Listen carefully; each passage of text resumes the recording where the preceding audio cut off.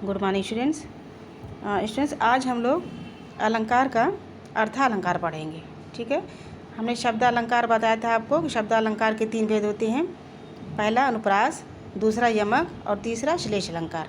ये हमने कंप्लीट करा दिया था। अब हम अर्थालंकार पढ़ेंगे। तो अर्थालंकार के भी देखिए कितने भेद होते हैं, 5 भेद होते हैं। ठीक है, अर्थालंकार के 5 भेद होते हैं।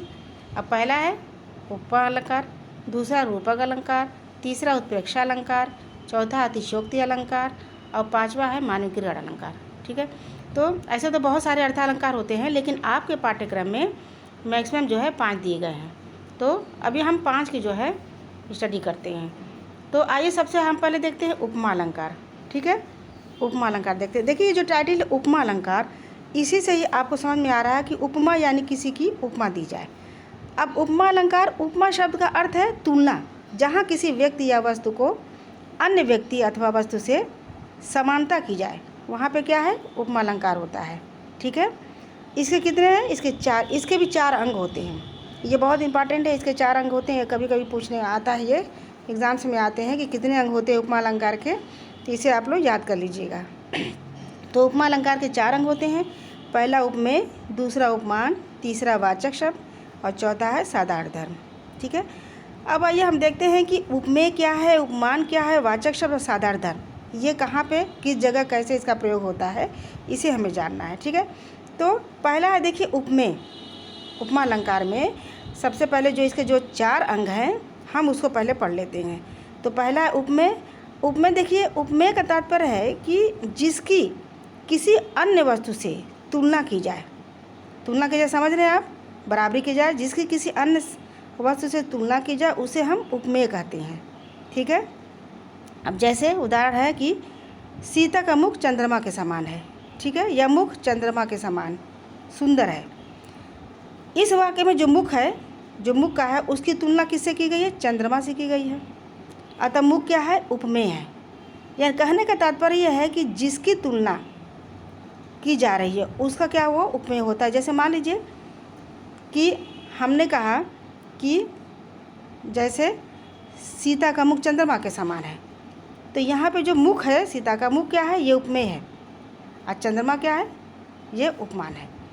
तो यहाँ पे जिसके किसी अन्य वस्तु से तुलना की जा रही है उसे हम उपमेय कहते हैं। जैसे मुख चंद्रमा के समान सुंदर है, इस वाक्य मुख की तुलना चंद्रमा से की गई है, अतः मुख क्या है, उपमेय है। ठीक है, अब आइए दूसरा अंग देखते हैं, उपमान। उपमान यानी उपमा करना। तो जिस वस्तु से तुलना की जाती है, यानी मुख की तुलना, जो मुख है उससे तुलना किससे की जाती है, अब जिस वस्तु से की जाती है। अब यहाँ पे किसी का, ये देखिए, तो जिस वस्तु से तुलना की जाती है उसे उपमान कहते हैं। अब जैसे देखिए, जो ऊपर कहे गए वाक्य जो है, हमने कहा था कि मुख चंद्रमा के समान है, तो यहाँ पे मुख की तुलना किससे की गई, चंद्रमा से की गई है, तो चंद्रमा क्या है, उपमान है। ठीक है, उपमान जो है जिसकी तुलना जिससे की जाती है, यानी जिस वस्तु से तुलना की जाती है उसको हम उपमान कहते हैं। तो यहाँ पे मुख चंद्रमा के समान है, यहाँ पे चंद्रमा क्या है, उपमान है। ठीक है, अब देखिए वाचक शब्द, तीसरा इसका अंग क्या है, वाचक शब्द। वाचक शब्द, जो शब्द समानता बतलाने वाले हों उन्हें हम वाचक शब्द कहते हैं। जैसे जो वाक्य हमने कहा कि मुख चंद्रमा के समान सुंदर है, तो ऊपर कहे गए जो वाक्य हैं उसमें जो समान है वो क्या है, वाचक शब्द है। मुख चंद्रमा के समान सुंदर है, यहाँ पे समान क्या है, वाचक शब्द है, तो इसको हम वाचक शब्द कहते हैं। ठीक है, और साधारण धर्म देखिए, चौथा अंग साधारण धर्म है।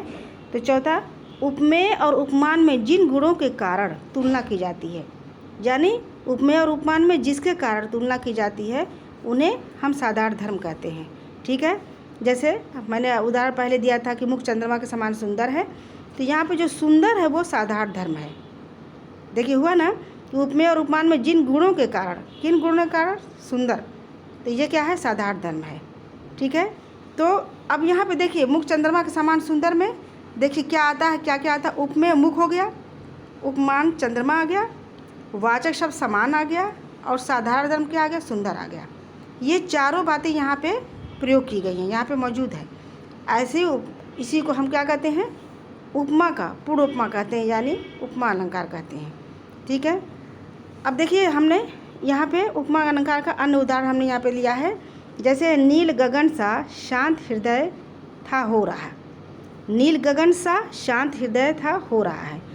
अब इसमें 4 अंक देखिए कहाँ कहाँ पे पाया जाता है, आइए हम इसको देखते हैं। देखिए यहाँ पे जो 4 चीज़ें वो है, हृदय क्या है, उपमेय है। नील गगन सा शांत हृदयता हो रहा है, तो यहाँ पे हृदय क्या उपमेय है, और गगन क्या है, उपमान है। शांत क्या है, साधारण धर्म है। और सा, नील गगन सा क्या है, वाचक शब्द है। तो यहाँ पे क्या हुआ, यहाँ पे उपमा अलंकार हो गया। तो ये सिंपल सा मैंने एग्जाम्पल जो भी दिया आपको कि हृदय क्या है, उपमेय है, गगन उपमान है, शांत साधारण धर्म है, सा वाचक शब्द है। तो यहाँ पे क्या हो गया, पूर्ण तरीके से उपमा अलंकार हो गया। ठीक है, तो अभी उम्मीद है आप लोग को समझ में आ गया होगा। अब देखिए जैसे दूसरा एग्जाम्पल है, हरिपद कोमल कमल से। तो यहाँ पे अब देखिए स्टूडेंट, एक चीज़ और आपको जानने की ज़रूरत है। इसकी ट्रिक ये है कि उपमा अलंकार में मैक्सिमम क्या होता है, से। ठीक है, से का प्रयोग मैक्सिमम होता है, सा से। जैसे देखिए हरिपद कोमल कमल से यहाँ पे, और लघु तररी हंसनी सी सुंदर, यहाँ पे सी सुंदर। अब मखमल के झूले पड़े हाथी सा टीला, सा से सी का प्रयोग आपको दिख रहा है ना, सा टीला। और यहाँ पे जैसे है यहाँ पे कि हाय फूल सी कोमल बच्ची, तो यहाँ पे हाय फूल सी लिख दिया है, कोमल बच्ची। ठीक है, तो इस तरह से जब आप देखेंगे, आपको उपमेय उपमान वाचक शब्द ये सब देखते हुए भी अगर आपको दिखेगा कि यहाँ पे सा से क्या प्रयोग है, जय लक्ष्मी सी उदित हुई, तो यहाँ पे क्या कहेंगे आप, उपमा अलंकार होंगे। तो इसलिए एक ट्रिक है कि जब किसी भी उसमें कविता में आप सा से सी का प्रयोग देखेंगे कि कमल सा, पर्वत सा, पहाड़ सा, तो आपको इसमें डाउट नहीं होना चाहिए, ये क्या होता है, उपमा अलंकार होता है। ठीक है, अब हम पढ़ाएंगे आपको रूपक अलंकार। दूसरा रूपक अलंकार, रूपक अलंकार जहाँ समानता के कारण उपमेय और उपमान में एक रूपता दिखाई जाती है। देखिए इसकी डिफिनेशन ध्यान से पढ़िएगा कि जहाँ पे समानता के कारण उपमेय और उपमान में एक रूपता दिखाई देती है, वहाँ पे रूपक अलंकार होता है। ठीक है, वहाँ पे रूपक अलंकार होता है। अब जैसे रूपता यानी बिल्कुल एक समान, हम दोनों की तुलना एक तरह से करते हैं। जैसे चरण सरोज पखारन लागा, अब यहाँ पे चरण सरोज पखारन लगा, अब यहाँ पे केवट राम के कमल रूपी चरणों को धोने लगा, जो केवट था वो राम के कमल रूपी चरणों को धोने लगा। तो यहाँ पे देखिए, जो यहाँ पे उपमेय क्या है, चरण है, उपमान क्या है, सरोज है। तो सरोज बता करके एक रूपता दिखाई गई है। ठीक है, यहाँ पे क्या है, रूपक अलंकार है। देखिए यहाँ पे चरण को क्या है, सरोज यानी कमल बताया गया है।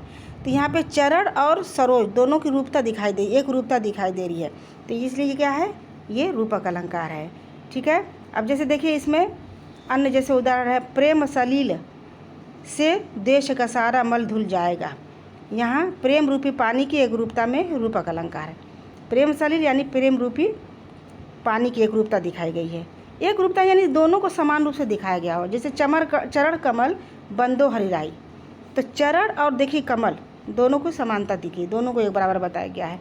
तो यहाँ पे क्या हो गया, यहाँ पे रूपक अलंकार हो गया।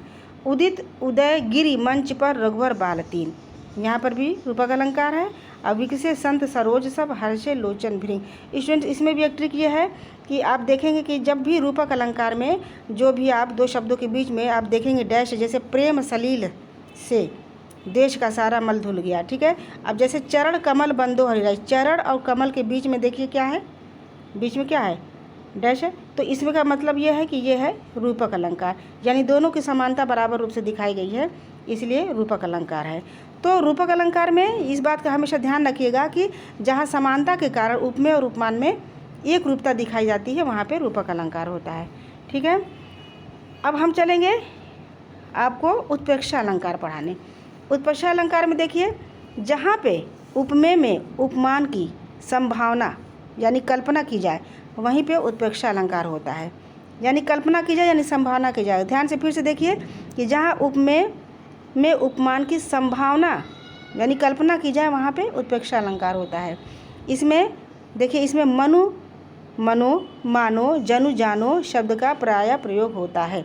मनु मानो जनु जानो शब्द का प्रयोग होता है, यहाँ पे उत्प्रेक्षा अलंकार होता है। उत्प्रेक्षा अलंकार में आप पढ़ेंगे समझ जाएंगे ऑटोमेटिक, क्योंकि यहाँ पे देखिए कह रहा है कि जनु जानो मनु मानो शब्द का अधिकतम प्रयोग होता है। जैसे मुख मानो चंद्रमा है, तो यहाँ पे मुख को क्या कह रहा है कि ऐसा लग रहा है मानो चंद्रमा के समान है। तो देखिए मानो दिया हुआ यहाँ पे, तो यहाँ पे मुख में चंद्रमा की कल्पना की गई है, अतः यहाँ पे उत्प्रेक्षा अलंकार है। ठीक है, जैसे अन्य उदाहरण है कि सोहत ओढ़े पीतपट श्याम सलोने गात, मनु नीलमणि शैल पर आता परुसभा। देखिए यहाँ मनु का प्रयोग किया गया है, ठीक है। तो यहाँ पे कह रहा है कि पीताम्बर श्याम के सावले शरीर पर ऐसे सुंदर लग रहा है मानो नीलमणि पर्वत पर सवेरे की पीली पीली धूप पड़ रही है। तो यहाँ पे मनो नीलमणि, ऐसा लग रहा है कि नीलमणि पर्वत पर सवेरे की पीली पीली धूप पड़ रही है। तो यहाँ पे कौन सा अलंकार है? उत्प्रेक्षा अलंकार है, ठीक है। तो स्टूडेंट्स इसके और भी बहुत सारे इसमें एग्जाम्पल दिए हुए हैं, उदाहरण दिए हुए हैं, इसको ध्यान से देख लीजिएगा। जैसे दिया लता भवन ते प्रगटते ते ही अवसर दो भाई, निगसो जनु जुग विमल बुधे जल्द पटल बिल। देखिए जनु जुग या जनु दिया हुआ है। नील जल में या किसी की गौर झिलमिल देह जैसे हिल रही हो। तो देखिए यहाँ पे जैसे दिया हुआ है। झुककर मैंने पूछ लिया खा गया मानो झटका, यहाँ पे मानो दिया हुआ है। तो यहाँ पे जनु जानु मनु मानो का जहाँ पे प्रयोग होता है वहाँ पे उत्प्रेक्षा अलंकार होता है, ठीक है। बहुत सारे एग्जाम्पल ऐसे दिए हैं जो छोटे हैं, बहुत ही प्रभावी हैं, अच्छे हैं, इसे आप लर्न कर सकते हैं। तो जो भी आप पढ़ रहे हैं अलंकार में सबका उदाहरण कम से कम एक एक उदाहरण याद करना आपको ज़रूरी है, ठीक है। तो स्टूडेंट्स अब हम उत्प्रेक्षा अलंकार तक हमने पढ़ा दिया है, और नेक्स्ट वीडियो में फिर अगला हम पढ़ाएंगे। Thank you.